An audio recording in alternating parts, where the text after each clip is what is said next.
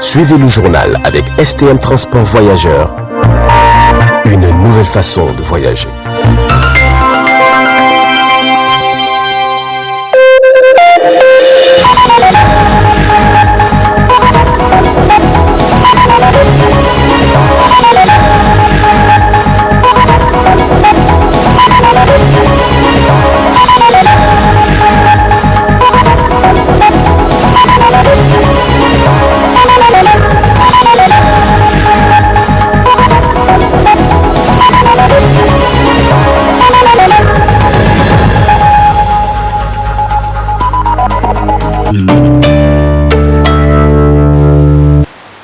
Mesdames et messieurs, bonsoir et ravi de vous retrouver sur cette grande édition d'information de 20h15 sur le miroir de la femme. Cela dit, les épreuves physiques et sportives du BPC ont débuté ce matin sur toute l'étendue du territoire national pour la région de Niamey. C'est le ministre de l'enseignement secondaire qui a procédé au lancement de ces épreuves au stade municipal de Niamey. Compte rendu avec Aïssa Adamou, à côté Abdul Moumouni Abdou. Ils sont au total plus de 43 000 candidats à composer cette épreuve sportive au titre de l'année 2021. Les candidats à ces épreuves sportives vont compétir dans diverses matières comme la vitesse, la gymnastique, le lancer du poids, le saut en hauteur ou en longueur. En procédant au lancement de cette première partie des examens du BPC, le ministre de l'Éducation nationale a rassuré que toutes les mesures nécessaires ont été prises en compte pour la bonne tenue de ces épreuves sportives avant d'attirer l'attention des candidats à compétir dans l'honneur, la discipline et la loyauté. Tout se passe bien, comme vous le remarquez. Toutes les dispositions ont été prises pour que cela soit. Vous avez les policiers qui assurent la sécurité du centre. Vous avez la Croix-Rouge qui assure la sécurité sanitaire en cas d'accident. Donc on a pris toutes les dispositions, les jurys sont en place, les superviseurs, on a envoyé les superviseurs à l'intérieur du pays pour superviser ces épreuves-là. Donc là, ça se passe bien, les échos qu'on a, ça se passe exactement comme on a prévu. Donc les effectifs des candidats est de 150 618 garçons et filles et 71 168 filles, ce qui représente 47,25%. Les établissements privés contribuent pour 43 010 candidats et les candidats libres sont de l'ordre de 14 594. Donc ça, c'est tous les candidats qui se présentent sur le territoire national. Quant à la présidente du jury du centre du stade municipal est revenue sur l'effectif de leurs candidats. Nous avons pour l'ensemble 1867 candidats. 1867 candidats avec un effectif féminin de 937 filles. 237 filles pour l'ensemble des examens. C'est-à-dire que nous avons commencé dans des conditions vraiment appréciables et les épreuves ont commencé sans problème et les candidats étaient vraiment à l'heure. Et je pense que ça a bien commencé. Notons que ces épreuves sportives qui ont débuté ce samedi 15 mai 2021 se poursuivront jusqu'au 25 mai 2021 compte tenu de la pandémie du Covid-19 et que les épreuves écrites débuteront le 22 juin 2021. Bonne chance à tous les candidats du BPC et que le meilleur gagne. Restons avec Aïssa Adamou et Abdul Moumouni Abdou dans le cadre toujours du lancement des épreuves sportives, mais cette fois-ci du brevet des études professionnelles. Et c'est le ministre en charge des enseignements techniques et professionnels, Kassou Mouktar, qui a procédé à ce dit lancement au lycée Issa Berry de Niamey. L'éducation physique et sportive EPS est une épreuve obligatoire qui peut entraîner l'élimination d'un candidat qui refuse de se présenter sans motif. C'est pourquoi tous les candidats aptes et inaptes sont appelés à concourir pour cette épreuve sportive du brevet d'études professionnelles BEP et du certificat d'aptitude professionnelle CAP. Le ministre de l'Enseignement professionnel et technique a d'abord procédé au lancement des épreuves écrites pour les candidats inaptes avant de se rendre sur le terrain pour le lancement des épreuves sportives. Il a à cette occasion souligné que toutes les mesures nécessaires sont prises pour encadrer ces épreuves. Nous sommes satisfaits de constater que tout marche très bien, tout se déroule comme prévu. Vous savez, cet examen, comme tout autre examen, il a un rôle extrêmement important parce que ça permet aux élèves d'être sains, parce que le sport joue un rôle important également dans le maintien de nos enfants, dans le maintien de notre corps. Nous sommes aussi très fiers de constater que toutes les dispositions ont été prises. Les évaluateurs sont présents pour ce qui est des examens professionnels et techniques. Nous avons sur le plan national environ 8500 candidats pour le BEP, le brevet d'études professionnelles, et environ 4200 pour le CAP, le certificat d'aptitude professionnelle. L'enseignement professionnel et technique à l'intérieur du système éducatif est d'une grande priorité, d'où l'accroissement cette année des candidats par rapport au nombre de candidats enregistrés en 2019. Bonne chance à tous les candidats professionnels et techniciens de la session 2021. Dans le cadre de la Journée nationale de la femme nigérienne, le réseau des femmes pour la paix a organisé ce matin au Palais du Sport une conférence sous le thème Ascension politique de la femme nigérienne, quel impact sur la mise en œuvre de la résolution 1325 du Conseil de sécurité des Nations Unies, présidée par la ministre de la Promotion de la Femme et de la Protection de l'Enfant. Détail dans ce reportage. Créé en 2006, le réseau des femmes pour la paix depuis sa création jusqu'à nos jours n'a cessé de se battre pour le respect des droits de la femme en tant que mère de l'humanité, ambassadrice de la paix, malgré qu'elle représente la couche la plus sensible lors de conflits. Cette conférence organisée sous le thème Ascension politique de la femme nigérienne, quel impact sur la mise en œuvre de la résolution 1325 du Conseil de sécurité des Nations Unies, s'inscrit dans le cadre des activités de la Journée nationale de la femme nigérienne. Le REFEPA Niger a voulu saisir l'occasion de cette fête qui symbolise l'éveil de conscience et la solidarité des Nigériens de tous les bords politiques qui, de manière spontanée, ce 13 mai 1991, ont manifesté leur rejet catégorique de la discrimination dont elles ont été l'objet dans la définition, dans l'attribution du quota de représentation des femmes au sein de la commission préparatoire de la conférence nationale. Par la marche qu'elles engagèrent ce jour-là, elles ont prouvé qu'elles sont capables de se serrer les coudes et de dire non lorsqu'il le faut. Il s'agissait à l'époque de faire reconnaître leur poids numérique en leur attribuant en conséquence le nombre de sièges y correspondant.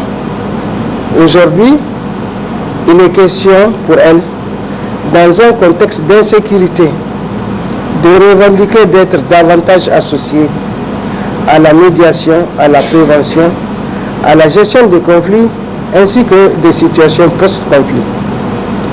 Ce d'autant plus que du statut de victime, elles sont aussi passées actrices de la violence. Présente à cette occasion, la ministre de la Promotion de la Femme et de la Protection de l'Enfant est revenue sur les différentes résolutions internationales, continentales et régionales auxquelles le Niger a souscrit. La résolution 2151 du Conseil de sécurité des Nations Unies sur la réforme du secteur de la sécurité. La résolution 1325 du Conseil de sécurité des Nations Unies et les résolutions subséquentes formant l'agenda femmes, paix et sécurité. Du cadre de politique de l'Union africaine sur la réforme du secteur de la sécurité et de la politique de la CEDEAO pour la réforme et la gouvernance du secteur de la sécurité en Afrique de l'Ouest. Tous ces documents préconisent l'implication de la société civile et la prise en compte systématique des questions liées au genre, ainsi que la promotion d'une participation égale des hommes et des femmes au processus de réforme et mécanismes de gouvernance de la sécurité. Dans le cadre de la sécurisation de la population nigérienne, l'État a fourni des efforts, notamment la révision de la politique genre en 2017 et son plan d'action quinquennal pour prendre en compte les questions des femmes, paix et sécurité. La création de l'Observatoire national pour la promotion du genre. L'adoption de la stratégie nationale de prévention et de réponse aux violences basées sur le genre.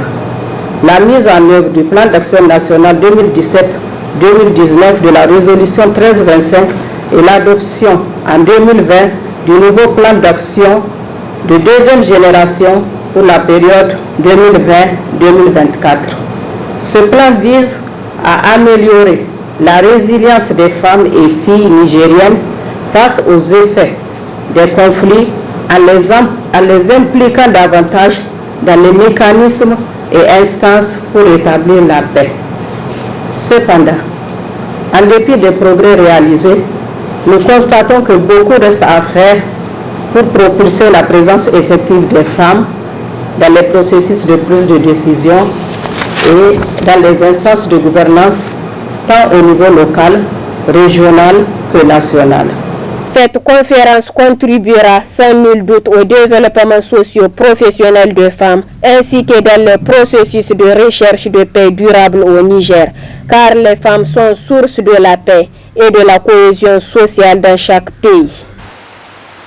Point de presse hier à la direction générale de la météorologie nationale animée par le premier responsable de la dite institution. L'objectif est de présenter au public les résultats des prévisions climatiques saisonnières des pluies. Compte rendu avec Alouma Massani, à côté Ibrahim Kantama. Ce point de presse de la Direction générale de la météorologie nationale a pour objectif de présenter à la consommation des usagers les résultats de la prévision climatique saisonnière des pluies et des paramètres agroclimatiques 2021 au Niger. C'était en présence du directeur du cabinet du Premier ministre et son staff et le président de la plateforme paysanne. Dans son discours introductif, le directeur du cabinet du Premier ministre Mara Aboubakar a souligné l'importance de cette communication à l'approche de la saison hivernale au Niger. Nous saluons l'initiative de la Direction de la météorologie nationale d'élaborer et de diffuser chaque année les prévisions climatiques saisonnières, nous permettant d'anticiper sur la qualité de la saison et de prendre les décisions pour une bonne planification de la campagne agro-silvopastorale et hydraulique, ainsi que les mesures nécessaires pour protéger les bases productives et les populations contre d'éventuelles inondations, comme la réhabilitation de la digue de Lamordé,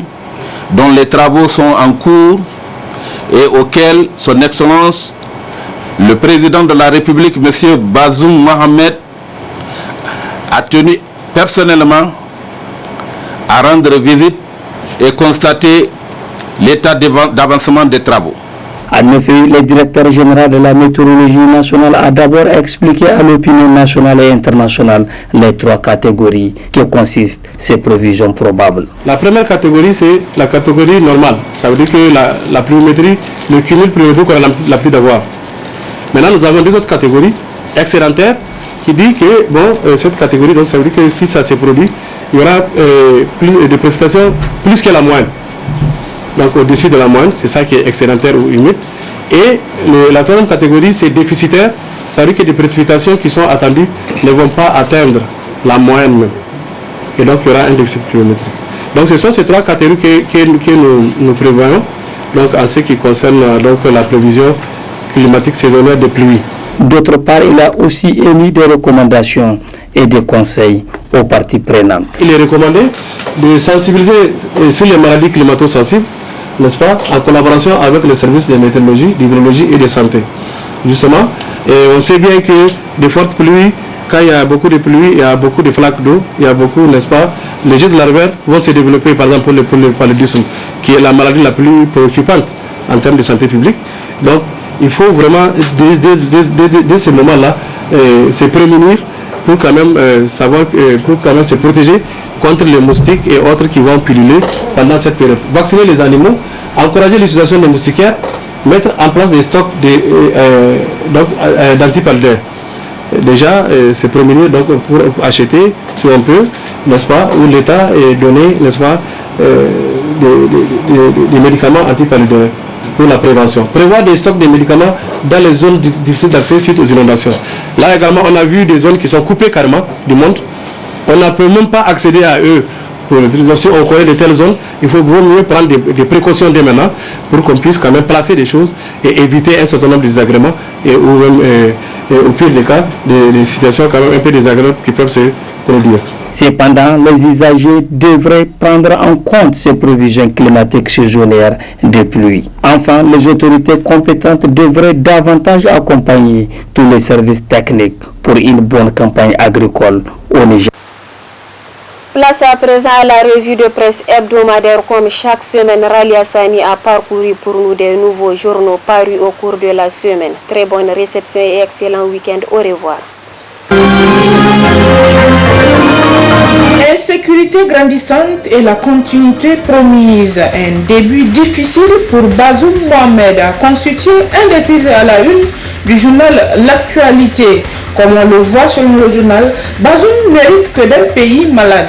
Or, avec la mission qu'il semble avoir d'assurer à un autre ses arrières, notamment dans un dossier aussi délicat et croustillant que celui de la défense et de la sécurité, où la volonté d'étouffer des graves malversations révélées sous la gestion de son camarade, il ne pourra jamais, selon le journal, faire face aux défis sécuritaires si complexes, et ce, à un moment où la France doit revoir sa présence militaire au Sahel et où le Tchad fait face à des graves menaces sur son territoire, malade au plan sécuritaire et politique depuis la disparition d'Idriss Déby Itno. Bazoum aussi peut-il avoir le sentiment d'être trompé pour prendre en charge un pays aussi terrifié? Peut-il dès lors continuer à gérer la sécurité et l'armée dans le même esprit qui a jusqu'ici prévalu sans conduire le pays à des dérives graves? S'interroge le journal qui continue. Peut-il d'ailleurs réussir à apaiser ses relations avec une armée dont il pouvait incriminer un pan de sa hiérarchie lorsqu'il réel politique voudrait qu'il s'en départit pour gérer indifféremment la grande muette qui a aujourd'hui besoin d'être rassurée et réhabilitée, car selon le journal, ainsi que l'avait dit il y a quelques semaines un ancien officier de l'armée à la retraite sur une télévision privée, l'armée du pays compte encore des valeurs militaires, mais sans doute non utilisées du fait d'une exclusion qui n'a pas encore révélé ses secrets intimes.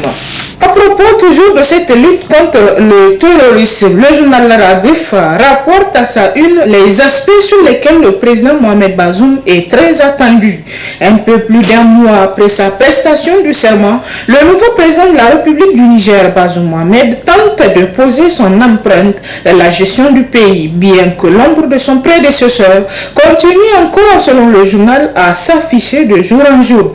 La lutte contre le terrorisme et la corruption vont sans doute constituer les aspects sur lesquels le nouveau président va commencer à convaincre les Nigériens et les observateurs extérieurs que l'alternance opérée au sommet de l'État du Niger n'est qu'un simple passage de témoin entre deux amis politiques.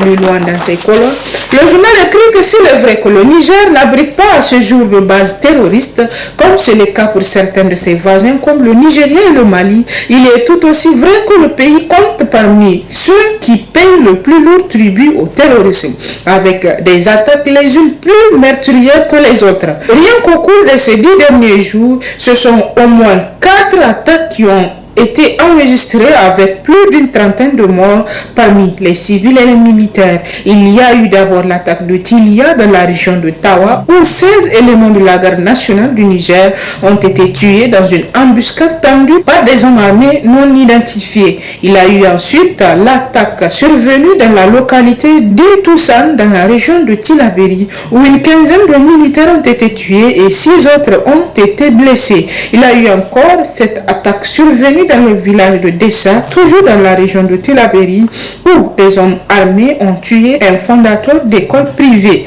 Il y a eu enfin cette attaque survenue dans le village de Bongourou, encore et toujours dans la région de Tilaberi, où d'autres hommes armés ont exécuté le chef du village. À travers des messages largement relayés sur les réseaux sociaux, des habitants de beaucoup d'autres villages et hameaux de la région de Tilaberi appellent à l'assistance de l'État face aux incursions répétées des hommes armés qui n'hésitent pas de fois à leur exiger le paiement des impôts. Même si les attaques de Boko Haram semblent moins fréquentes ces dernières semaines, la région de Difa reste encore sur la liste des zones foncièrement à risque en matière de sécurité. Le journal écrit donc que pour le nouveau président, tout autant que la sécurité, la corruption est presque aussi devenue un véritable fléau au Niger ces 10 dernières années. Quand on prend le seul exemple du scandale dévoilé au ministère de la Défense nationale à propos de l'achat des armes et du matériel militaire,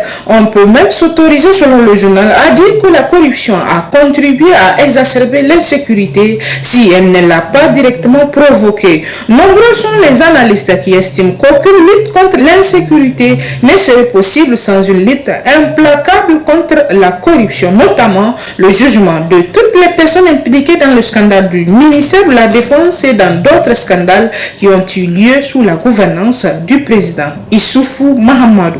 Toute la question est, selon le confrère, de savoir de quelle marge de manœuvre dispose le président Bazoum Mohamed pour demander à la justice d'instruire les différents dossiers dont certains, sinon tous, vont inévitablement emporter des sommités de son parti et peut-être même des personnes qui se sont battues sur le terrain en faveur de sa candidature lors des dernières élections. Toujours à propos de ce sujet, le Nouveau Républicain rapporte dans ses titres « Insécurité dans les pays du G5 Sahel, ces attaques en pleine fête n'en finissent pas. Les pays du Sahel et principalement le Niger, le Burkina et le Mali sont les principales cibles des attaques terroristes ces derniers jours avec malheureusement des pertes en vies humaines, civiles et militaires, mais aussi d'importants dégâts matériels, nous apprend le confrère. Ces hommes et femmes sans foi ni loi qui perturbent nos sommeils n'ont aucune pitié et considération religieuse. Sinon, comment comprendre qu'en ce jour de fête, après pratiquement un mois de dévotion, de pardon, de tolérance, d'entraide et de solidarité, que des terroristes attaquent des fidèles musulmans en pleine fête de Ramadan et le plus souvent avec des modes opératoires différents dans un contexte dit d'état d'urgence dans plusieurs régions du pays, s'interroge le journal, pour qui en effet, selon ses sources, le mardi 12 avril 2021, pendant que les fidèles musulmans fêtent dans la joie et l'allégresse la fête de Ramadan, des individus armés ont fait irruption dans le village de Fantio, commune rurale de Goroual, dans le département de Terra, région de Tilaberi. Le bilan provisoire de cette attaque barbare était de 5 personnes tuées et 2 autres gravement blessés et transportés à l'hôpital de district de Terra où ils ont été pris en charge. La même source indique qu'après avoir tué les 5 personnes civiles, les assaillants ont tiré plusieurs fois des coups de feu avant de blesser gravement les 2 autres civils. Selon toujours les sources du journal, les assaillants seraient venus à bord de plusieurs motos. La source précise que la veille de la fête, c'est-à-dire le lundi 11 avril 2021. Ces bandits ont été aperçus en plus nombre vers la localité de Tida, c'est dans la commune de Mehana, et terrorisant les populations civiles qu'ils rencontraient sur leur passage, bien que la quasi-totalité de la région de Tillabéri est placée en état d'urgence depuis 2017 par le gouvernement afin de contenir les menaces sécuritaires à la suite de plusieurs séries d'attaques terroristes qui ont fait des dizaines de morts dans les rangs des forces de défense et de sécurité, mais aussi des civils. Puis à la une du Sahel, cette semaine, la visite officielle du président du Conseil militaire de transition tchadien au Niger, le général Mahamat Idriss Déby, reçu par le chef de l'État, Bazoum Mohamed. Le président du Conseil militaire de transition CNT tchadien, le général Mahamat Idriss Déby, a effectué une visite au Niger. À son arrivée à l'aéroport international d'Ori Hamani de Niamey, le dirigeant tchadien a été accueilli par le premier ministre Oumoudou Mamadou. Nous apprend le journal qui rapporte qu'après un bref entretien au salon d'honneur de l'aéroport, le président du CNT tchadien s'est rendu au palais de la présidence de la République où il a été reçu par le président de la République, chef de l'État, Mohamed Bazoum. Le général Mahamat Idriss Déby, qui effectue son premier déplacement à l'extérieur, est venu au Niger pour présenter les condoléances de son gouvernement et du peuple tchadien aux 1200 soldats du contingent tchadien déployés en février dernier dans la zone des 3 frontières, le Niger, le Mali et le Burkina Faso, basés dans le département de Terra pour combattre les groupes terroristes qui opèrent dans le Sahel. Le président du Conseil militaire de transition tchadien a promis que le Tchad continuera de tenir son rang et d'assumer ses responsabilités dans la lutte contre le terrorisme et respectera tous ses engagements internationaux, bien que le pays soit entré dans une transition suite au décès soudain du maréchal Idriss Déby Itno. À sa sortie d'audience, le journal nous apprend que le président du Conseil militaire de transition tchadien a déclaré qu'il est également venu remercier le chef de l'État nigérien Mohamed Bazoum pour son soutien depuis le décès du maréchal du Tchad. Comme vous le savez, nous avons une force militaire intervenant dans le cadre du G5 Sahel ici au Niger, précisément à Terra. Nous sommes venus les soutenir et leur présenter les condoléances suite à la disparition du maréchal Idriss Déby, chef suprême de l'armée, a-t-il déclaré. Puis le journal Le Sahel nous rapporte dans ses colonnes la célébration de la journée nationale de la femme nigérienne. Consolider et renforcer les avancées en matière de la promotion du leadership de la femme et de sa participation politique.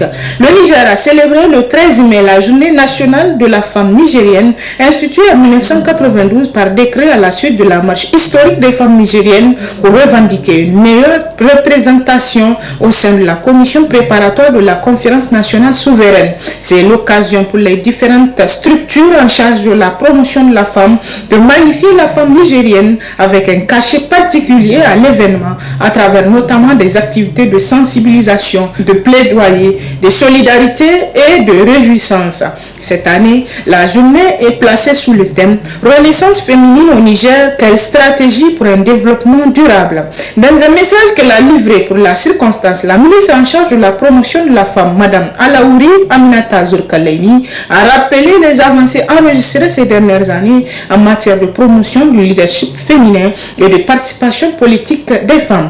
Autant d'avancées qui, dit-elle, méritent d'être consolidées et renforcées. La ministre Alaouri Aminata Zourkalaini évoque entre autres l'amélioration de l'accès à des emplois de meilleure qualité pour la femme nigérienne, l'accroissement du leadership des femmes à travers le renforcement de capacités en gestion et en management et l'amélioration de la représentation des femmes dans les instances de prise de décision et de participation politique. Ceci évidemment grâce à plusieurs textes législatifs et réglementaires adoptés par le gouvernement du Niger ayant permis la mise en œuvre de plusieurs stratégies, initiatives, programmes et projets en faveur de la femme. À titre illustratif, la ministre de la Promotion a cité la révision à la hausse et l'adoption en 2019 de la loi instituant le système de quotas aux fonctions électives, au gouvernement et dans l'administration de l'État, ce qui a permis d'enregistrer 50 femmes au Parlement à l'issue des élections de 2020 contre 29 à celles de 2016. Cependant, la persistance des relations d'inégalité, L'insuffisance d'équité entre les hommes et les femmes constitue encore un frein au développement durable du pays, déplore la ministre Alaouri Aminata Zourkalaini, pour qui le défi majeur est d'arriver à faire en sorte que les femmes gèrent les postes décisionnels autant que les hommes afin d'être des véritables actrices de développement de notre pays. Et pour finir, parlons de la célébration de la fête de l'Eid el-Fitr. Le chef de l'État, Mohamed Bazoum, a pris part à la prière collective. Nous apprend toujours dans ce titre le journal Le Sahel. La communauté musulmane du Niger a célébré le mercredi 12 mai la fête de l'Eid el-Fitr ou fête de Ramadan dans la joie et l'allégresse.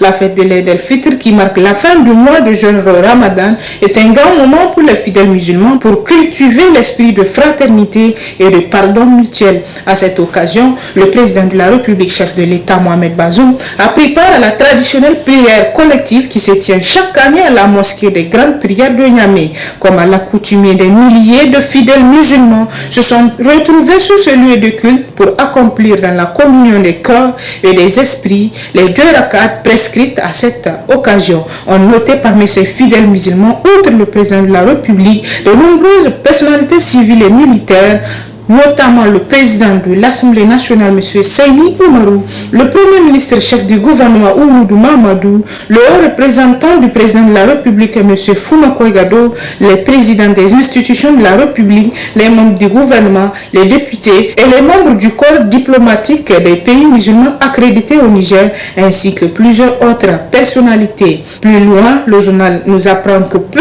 après la prière, le chef de l'État, Mohamed Bazoum, s'est rendu au palais de la présidence où il a reçu les meilleurs vœux de bonne fête de la part du président de l'Assemblée nationale, du Premier ministre, des présidents des institutions de la République, des députés, des membres du gouvernement et du corps diplomatique ainsi que plusieurs autres personnalités. Et c'est l'essentiel de l'actualité à travers les journaux cette semaine.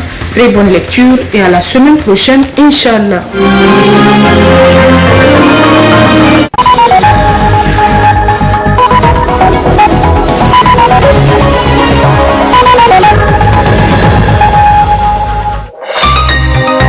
Ce journal vous a été présenté par STM Transport Voyageurs. Une nouvelle façon de voyager.